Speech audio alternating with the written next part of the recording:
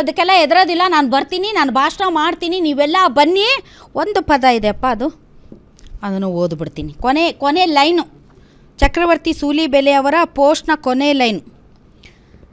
ಅಂದ ಹಾಗೆ ಉಪನ್ಯಾಸ ನಾಳೆಯಿಂದಲೇ ಆರಂಭ. ನನ್ನನ್ನು ಕುಂದಾಪುರಕ್ಕೆ ಬರದಂತೆ ತಡೆಗಟ್ಟಿದವರು ದಯಮಾಡಿ ಬನ್ನಿ.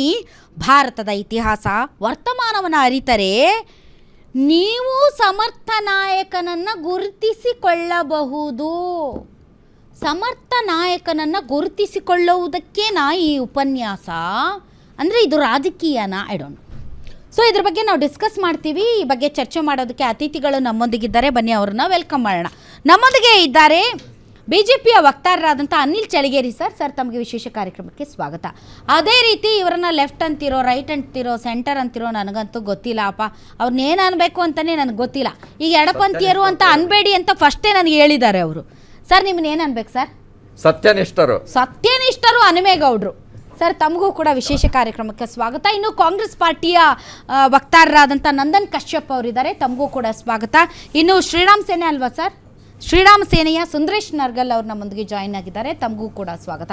ಮೊದಲನೇದಾಗಿ ಸುಂದರೇಶ್ ಸರ್, ಈ ಒಂದು ಉಪನ್ಯಾಸಕ್ಕೆ ಸಾರ್ವಜನಿಕ ಭಾಷಣಗಳಿಗೆ ಯಾವಾಗಲೂ ಕೂಡ ಒಂದು ನೋಟಿಸನ್ನು ಕೊಡ್ತಾರೆ, ಅದು ಮಾಮೂಲಿ. ಇವತ್ತು ನೋಟಿಸ್ ಕೊಟ್ಟಿದ್ದಾರೆ. ಆದರೆ ಈ ನೋಟಿಸ್ನಲ್ಲಿರುವಂಥ ಯಾವ ಅಂಶಗಳ ಬಗ್ಗೆ ತಮಗೆ ತಕರಾರಿದೆ? ನಾನು ಹೇಳ್ತಿರೋದು, ಇದುವರೆಗೂ ಸಾವಿರಾರು ಕಾರ್ಯಕ್ರಮಗಳು ಹಿಂದೂ ಸಂಘಟನೆ ಆಗಿರ್ಬೋದು, ರಾಜಕೀಯ ವ್ಯಕ್ತಿಗಳಾಗಿರ್ಬೋದು, ಅಥವಾ ರಾಜಕೀಯ ಪಕ್ಷಗಳದ್ದಾಗಿ ನಡೀತಿರ್ಬೋದು. ಇವತ್ತು ನಡೀತಿರುವಂಥ ಶಿಬಿರದ ಬಗ್ಗೆ ರಾಜಕೀಯ ಉದ್ದೇಶ ಅಂತೂ ಅಲ್ಲಿ ಮಾತಾಡಲ್ಲ, ಸಂಘಟನೆಯ ವಿಷಯವಾಗಿ ಚರ್ಚೆ ಆಗುವಂಥ ಒಂದು ಕಾರ್ಯಕ್ರಮ. ನನಗೆ ಗೊತ್ತಿರುವಾಗೆ, ಈಗ ನನಗೆ ಹನುಮೇಗೌಡರು ಭಾಳ ಸೀನಿಯರ್ ಇದ್ದಾರೆ, ಅವರಿಗೂ ಗೊತ್ತಿದೆ. ಆದರೆ ನನ್ನ ಜೀವನದಲ್ಲಿ ಅಥವಾ ನನ್ನ ಬುದ್ಧಿ ಬಂದಲ್ಲಿಂದ ಈ ರೀತಿ ಒಂದು ಲೆಟ್ರನ್ನ ಪೊಲೀಸವರು ಕೊಟ್ಟಿರೋದು ನೋಡಿದ್ರೆ ನನಗೆ ಆಶ್ಚರ್ಯ ಆಗುತ್ತೆ. ಅಂದರೆ ಎಲ್ಲೋ ಒಂದು ಕಡೆ ಆ ಪೊಲೀಸರು ಕೊಡುವಾಗ ಹೇಳ್ತಾರೆ ಮಂಗಳೂರಿನಲ್ಲಿ ಆಗಿರುವಂಥ ಘಟನೆ ಇಲ್ಲೂ ಆಗಬಹುದು, ಆದರೆ ಪೊಲೀಸರಿಗೆ ಆಗಬಾರ್ದು ಸಾರಿ, ಅಂದರೆ ಪೊಲೀಸ್ನವರಿಗೆ ಭಯನ ಆಗಿದ್ರೆ ಅಂದ್ರೆ ರಾಜಕಾರಣಿಗಳು ಉಡುಪಿ ಮಂಗಳೂರು ಅಕ್ಕಪಕ್ಕದಲ್ಲೇ ಇದೆ ಅಲ್ಲ ಸರ್? ಈಗ ಮಂಗಳೂರಿನಲ್ಲಿ ಮೊದಲಿರಲಿಲ್ಲ, ಈಗ ಆಗಿದೆ. ಹಂಗೆ ಇಲ್ಲೂ ಕೂಡ ಬೆಂಕಿ ಹಾಕಿರಿ ಹೊತ್ತಿಕೊಳ್ಳಬಹುದೇನೋ ಭಯ ಸಹಜ ಅಲ್ವಾ? ಆದ್ರೆ ಮಂಗಳೂರಿನಲ್ಲಿ ಸುಹಾಸ್ ಶೆಟ್ಟಿಯ ಕೊಲೆ ಆದಾಗ ಒಂದು ಕೋಮಿನ ವರ್ಗದವ್ರದ್ದು ಮೀಟಿಂಗ್ ಆಯ್ತು, ಮತ್ತೆ ಅಲ್ಲಿ ಏನ್ ಗಲಾಟೆನೂ ಆಗ್ಲಿಲ್ಲ, ಕೊಲೆನೂ ಆಗ್ಲಿಲ್ಲ. ಇದು ಆ ರೀತಿ ಎರಡು ಕಡೆ ಮಾಡಬೇಡಿ ಮೆರವಣಿಗೆ ಅಂದ್ರೂ ಮಾಡಿದ್ರು, ಆ ಕಡೆ ಈ ಕಡೆ ಎರಡು ಕಡೆ ಪಿಕ್ ಅಂಡ್ ಚೂಸ್ ಮಾಡೋದು ಬೇಡ. ಆ ರೀತಿ ಗಲಾಟೆ ಮಾಡ್ಕೊಳ್ಳುವಂತ ಸಭೆ ಅಂತೂ ಅಲ್ಲ ಇದು. ಆ ರೀತಿ ಸಭೆ ಇದ್ದಿದ್ರೆ ಅವರು ಕೊಡಬಹುದು.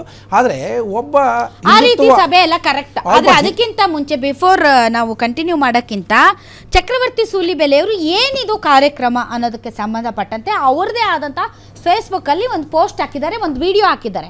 ಅದನ್ನ ಪ್ಲೇ ಮಾಡೋಣ. ಇದು ಯಾವ ವಿಚಾರಕ್ಕೆ ಸಂಬಂಧಪಟ್ಟಂತ ಉಪನ್ಯಾಸ ಅಂತ ಜಸ್ಟ್ ಪ್ಲೇ ಇಟ್.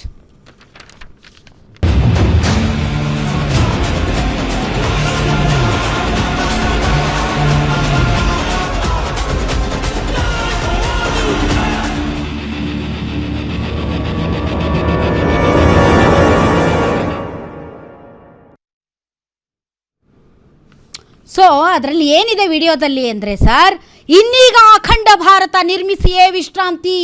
ಅರಬ್ಬರು, ತುರ್ಕರು, ಮೊಘಲರನ್ನು ದಕ್ಷಿಣದಲ್ಲಿ ವಿಜಯನಗರ, ಬುಂದೇಲ್ಖಂಡ, ಬಾಗೇಲ್ಖಂಡ, ರಾಜಸ್ಥಾನಗಳಲ್ಲಿ ರಜಪೂತರು, ಮಹಾರಾಷ್ಟ್ರ, ಗುಜರಾತ್, ಮಧ್ಯ ಭಾರತ, ಒರಿಸ್ಸಾಗಳಲ್ಲಿ ಮರಾಠರು, ಪಂಜಾಬ್, ಕಾಶ್ಮೀರ, ವಾಯುವ್ಯ ಭಾಗಗಳಲ್ಲಿ ಸಿಖ್ಖರು, ಆಗ್ರಾ, ದೆಹಲಿಗಳಲ್ಲಿ ಜಾಟರು ಹೊರದಬ್ಬಿದರು. ಬ್ರಿಟಿಷರ ಮಧ್ಯಪ್ರವೇಶ ಇಲ್ಲದಿದ್ದರೆ ಅವರು ಇಂಡಿಯಾ ದೇಶದಿಂದಲೇ ಹೊರದಬ್ಬಲ್ಪಡುತ್ತಿದ್ದರು. ಈಗ ಮರಳಿ ಪಡೆಯಬೇಕಷ್ಟೇ, ಈಗಲ್ಲದಿದ್ದರೆ ಇನ್ನೆಂದಿಗೂ ಅಲ್ಲ. ಯಾರಿಂದ ಮರಳಿ ಪಡೆಯುವ ಪ್ರಯತ್ನ?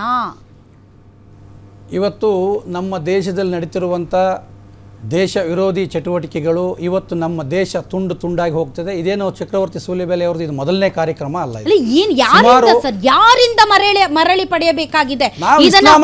ಇಸ್ಲಾಮಿಕ್ಕಿಂದ ಮರಳಿ ಪಡೆಯಬೇಕು, ಮತ್ತೆ ಕಾಂಗ್ರೆಸ್ ಅವರಿಂದ ಮರಳಿ ಪಡೆಯುವಂತ ಪರಿಸ್ಥಿತಿ ಬಂದಿದೆ. ಇವತ್ತು ಭಯೋತ್ಪಾದಕರಿಂದ ನಮ್ಮ ದೇಶ ನಾವು ತಗೊಳ್ಳೇಬೇಕು. ನಾವು ಕಾಂಗ್ರೆಸ್ಸರಿಂದ ತಗೋಬೇಕಾಗಿದೆ, ಭಯೋತ್ಪಾದಕರನ್ನು ತಗೋಬೇಕಾಗಿದೆ. ಕೇಂದ್ರದಲ್ಲಿ ಯಾರೇ ಸರ್ಕಾರ ಮಾಡ್ತಿರೋದು? ಕೇಂದ್ರದಲ್ಲಿ ಯಾರು ಸರ್ಕಾರ ಮಾಡ್ತಿರೋದು? ಕಾಂಗ್ರೆಸ್ ಸರ್ಕಾರ ಮಾಡ್ತಿರೋದು. ನೀವೇನ್ ಮಾಡ್ತಿದ್ದೀರಿ? ಬೇಡ ನೋಡಿ, ನಾವು ಒಂದು ಒಳ್ಳೆ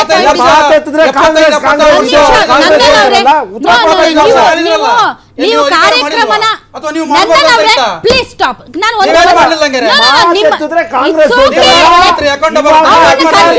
ಮಾತಾಡೋದಕ್ಕೆ ನೀವು ಮಧ್ಯ ಮಾತಾಡಬೇಡಿ, ಅವಕಾಶ ಬಂದಾಗ ಮಾತಾಡಿ. 75 ವರ್ಷ ಆಳಿದ್ರೆ ನೀವು ಮಾಡಬೇಕಿತ್ತು, ಯಾಕೆ ಡಿವಿಯೇಷನ್ ಆಯ್ತು sir? Correct, good, fair enough. ಯಾರಿಂದ ಮರಳಿ ಪಡೆಯಬೇಕಿದೆ? ಇವತ್ತು ನಮ್ಮ ದೇಶ ಸಂಪೂರ್ಣ ಇಸ್ಲಾಮಿಕರ ಕೈಯಲ್ಲಿ ಹೋಗುವಂತ ಪರಿಸ್ಥಿತಿ. ಹಾಗಾದ್ರೆ ಇದು ಕೋಮು ಸಂಘರ್ಷಕ್ಕೆ ಈಡು ಮಾಡುವ ಕಾರ್ಯಕ್ರಮ ನಮ್ಮ ರಕ್ಷಣೆ ಅಂತಂದ್ರೆ ಈ ಮುಸಲ್ಮಾನರಿಂದ ವಾಪಸ್ ಇಸ್ಲಾಮಿಕ್ ಭಯೋತ್ಪಾದಕರಿಂದ ಎಲ್ಲ ನಾವು ಮುಸ್ಲಿಂ ವಿರೋಧ ಮಾಡ್ತಾ ಇಲ್ಲ. ಇವತ್ತು ಯಾರ್ಯಾರು ಬಾಂಬ್ ಹಾಕ್ತಾರೆ ನಿಮ್ಗೆ ಗೊತ್ತಲ್ಲ, ಕುಕ್ಕರ್ ಬಾಂಬ್ ಹಾಕ್ತಾರೆ, ಇಲ್ಲೇ ಇದ್ದಾರೆ. ಇವತ್ತು ಬೆಂಗಳೂರು ಸೆಂಟ್ರಲ್ ಜೈಲಲ್ಲಿ ಎಷ್ಟು ಜನ ಭಯೋತ್ಪಾದಕರಿಲ್ಲ, ಮಂಗಳೂರು ಎಷ್ಟು ಜನ ಇಲ್ಲ, ಉಡುಪಿಯಲ್ಲಿ ಇಲ್ಲ, ಎಷ್ಟು ಜನ ಇಲ್ಲ, ಕುಕ್ಕರ್ ಬ್ಲಾಸ್ಟ್ ಎಲ್ಲ ಆಯ್ತು. ಚಕ್ರವರ್ತಿ ಸುಲಿಬೆಲೆ ಅವ್ರಿಗೆ ಗೊತ್ತಾ ಎಲ್ಲಿದ್ದಾರೆ ಭಯೋತ್ಪಾದಕರು, ಎಲ್ಲ ಅಡಿಗೆ ಕೂತಿದ್ದಾರೆ ಅಂತ? ಪ್ರತಿಯೊಬ್ಬ ರಾಜ್ಯದ ಜನತೆಗೂ ಗೊತ್ತಿದೆ. ಇವತ್ತು ರೀಸೆಂಟ್ ಆಗಿ ಆಯ್ತಲ್ಲ ಮೇಡಮ್, ಕಾಶ್ಮೀರದಲ್ಲಿ ಕೂಡ ಆಯ್ತು. ಯಾವ್ದು ಭಯೋತ್ಪಾದಕ ಚಟುವಟಿಕೆ? ಕಾಶ್ಮೀರದಲ್ಲಿ ಆಯ್ತು, ಕುಂದಾಪುರದಲ್ಲಿ ಇದೆ. ಕುಂದಾಪುರ ಕುಕ್ಕರ್ ಬ್ಲಾಸ್ಟ್ ಆಗಿದೆ, ಎಲ್ಲಿದ್ದು? ಅವನಿಗೆ ಭಯೋತ್ಪಾದಕ ನಂಟಿಲ್ವ? ಅವನಿಗೆ ನಾಸಿರ್ಗೆ ಪ್ರೂವ್ ಆಗಿದೆ, ನಿಮ್ಮ ಮಾಧ್ಯಮದಲ್ಲೇ ಬಂದಿದೆ, ಪೇಪರ್ ಅಲ್ಲಿ ಬಂದಿದೆ. ಅವರ ನೀವು 1 2 3 ಅಲ್ಲ,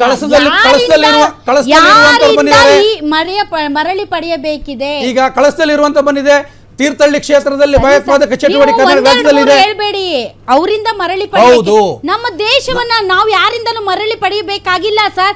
ಅವನು ನಸೀರು ಮನ್ಸೂರ್ ಅವನು ಯಾವನ್ರಿ ಸರ್? ಅವನಿಂದ ನಾವು ಮರಳಿ ಪಡೆಯಬೇಕು.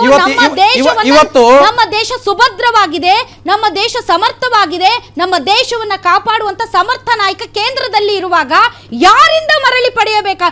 ಮೋದಿ ಅವರ ನಾಯಕತ್ವದಲ್ಲಿ ದೇಶ ಸುಭದ್ರವಾಗಿದೆ. ಯಾರಿಂದ ಮರಳಿ ಪಡೆಯಬೇಕಾಗಿದೆ ಈ ದೇಶವನ್ನ? ಇವತ್ತು ಈ ರಾಜ್ಯದಲ್ಲಿ ಇಸ್ಲಾಂಪುರ ಅಂತ ಇದೆ. ನೀವು ಒಂದು ಹಿಂದೂಗಳನ್ನ ಅಲ್ಲಿ ಒಂದು ಹಿಂದೂಗಳ ಮನೆಯನ್ನು ತೋರಿಸಿ. ಇವತ್ತು ಚಾಮರಾಜಪೇಟೆಯಲ್ಲಿ ಒಂದು ವರ್ಗದಲ್ಲಿ ಒಂದು ಹಿಂದೂಗಳ ಮನೆ ತೋರಿಸಿ. ಆರ್ ಟಿ ನಗರದಲ್ಲಿ ನೀವಿದ್ದೀರಿ, ನೀವಿರೋ ಜಾಗದಲ್ಲಿ ಇಲ್ಲ, ಗೊತ್ತಿದೆ ಆಯ್ತಾ? ಆರ್ ಟಿ ನಗರ, ರವೀಂದ್ರನಾಥ್ ಟಾಗೋರ್ ನಗರದಲ್ಲಿದೆ. ಅಲ್ಲಿ ಪರಿಸ್ಥಿತಿ ನೋಡಿ, ಕೆಜಿಹಳ್ಳಿ ಪರಿಸ್ಥಿತಿ ನೋಡಿ. ಅನಿಲ್ ಚಳಗೇರಿ ಅವರು ಸರ್, ಈಗ ಇಲ್ಲಿ ರಾಜಕೀಯ ಮಾತಾಡಬೇಡಿ ಅಂತ ಹೇಳ್ತಾ ಇರೋದು. ಎಲ್ಲರೂ ರಾಜಕೀಯ ಮಾಡ್ತಾ ಇದ್ದಾರೆ, ಎಲ್ಲರೂ ರಾಜಕೀಯನೇ ಹುಟ್ಟಿನಿಂದ ಸಾವಿನವರೆಗೆ ಎಲ್ಲ ರಾಜಕೀಯ ಆಗೋಗಿದೆ. ಅಂಥದ್ರಲ್ಲಿ ಚಕ್ರವರ್ತಿ ಸೂಲಿಬೆಲೆ ಅವ್ರಿಗೆ ಮಾತ್ರ ನೀವು ರಾಜಕೀಯ ಮಾತಾಡಬೇಡಿ ಅಂತಂದರೆ, ಚಕ್ರವರ್ತಿ ಸೂಲಿಬೆಲೆ ರಾಜಕೀಯ ಮಾತಾಡಿದ ತಕ್ಷಣ ಕಾಂಗ್ರೆಸ್ ಪಾರ್ಟಿಗೆ ಏನಾದರೂ ಆಗ್ಬಿಡುತ್ತಾ? ನೋಡಿ ರಾಧಾ ಮೇಡಮ್, ತುಂಬ ಸ್ಪಷ್ಟವಾಗಿ ಹೇಳಬೇಕು ಅಂತ ಹೇಳಿದ್ರೆ, ಕರ್ನಾಟಕದ ಕಾಂಗ್ರೆಸ್ ಸರ್ಕಾರ ನಿಜವಾಗ್ಲೂ ಚಕ್ರವರ್ತಿ ಸೂಲಿಬೆಲೆ ಅವರ ಭಾಷಣಕ್ಕೆ ಇಷ್ಟು ಹೆದರಿದೇನೋ, ಅಥವಾ ಅವರು ಇವತ್ತು ರಾಜ್ಯದಲ್ಲಿ ಮಾಡ್ತಾ ಇರುವಂಥ ಅನೇಕ ತಪ್ಪುಗಳನ್ನು ಮರೆಮಾಚಲಿಕ್ಕೆ ಈ ಥರದ ಒಂದು ತುಗಲಕ್ ಆರ್ಡರನ್ನು ನಾವು ನೋಡಿರ್ತೀವಿ. ಬೇರೆ ಎಲ್ಲ ಅದರಲ್ಲಿ 1 ರಿಂದ 10 12 ಪಾಯಿಂಟ್ಸ್ ಏನು ಕೊಟ್ಟಿದ್ದಾರೆ, ಎಲ್ಲವೂ ಸರಿ ಇದೆ.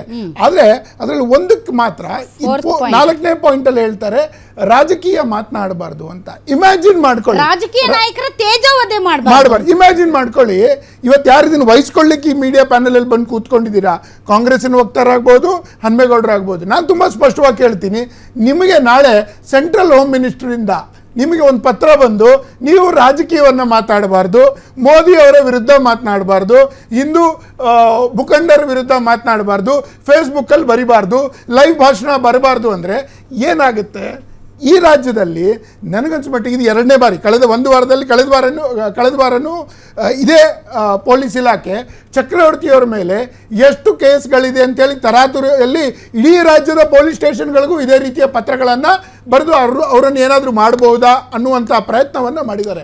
ತುಂಬಾ ಸ್ಪಷ್ಟವಾಗಿ ಒಂದು ಮೆಸೇಜ್ ಕೊಡ್ತಾ ಇದ್ದಾರೆ ಮೇಡಮ್. ಸರ್ಕಾರಕ್ಕೆ ಅಷ್ಟೊಂದು ಭಯನಾ? ಹೌದು, ಇರಬೇಕು. ಅವರೇ ಹೇಳಬೇಕು. ಈಗ ಕೋಮು ಸೌಹಾರ್ದ ವೇದಿಕೆ ಅಂತ ಮಾಡಿದ್ದಾರೆ ಮತ್ತು ಮಂಗಳೂರಿನ